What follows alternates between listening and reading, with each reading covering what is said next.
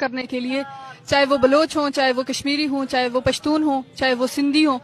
ہم ہر جگہ پہ دیکھتے ہیں کہ ہر طریقے سے ہر ایک الگ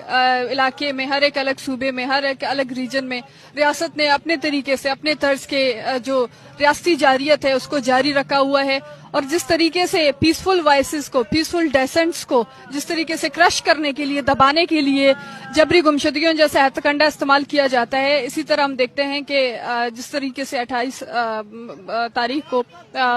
جو ہے غنی امن صاحب کو اٹھایا گیا ہے، تو انتہائی شرمناک بات ہے جس طریقے سے وہ ایک ہاسپٹل کے اندر سے اپنی جو بیوی کی ٹریٹمنٹ اور بچوں کی ٹریٹمنٹ کے لیے وہاں پہ تھے، اور ان کے اوپر تشدد کر کے ان کو زبردستی اٹھا کر غائب کرنا. اور آج 3 دن ہو رہے ہیں کہ ان کے بارے میں ابھی تک تاحال کچھ پتہ نہیں ہے کہ وہ کہاں ہیں اور کس حال میں ہیں. ہم اس عمل کی مذمت کرتے ہیں، اور ہم صرف یہ جانتے ہیں کہ ہم باقاعدہ اس پہ یہی کہتے ہیں کہ یہ واحد ہی راستہ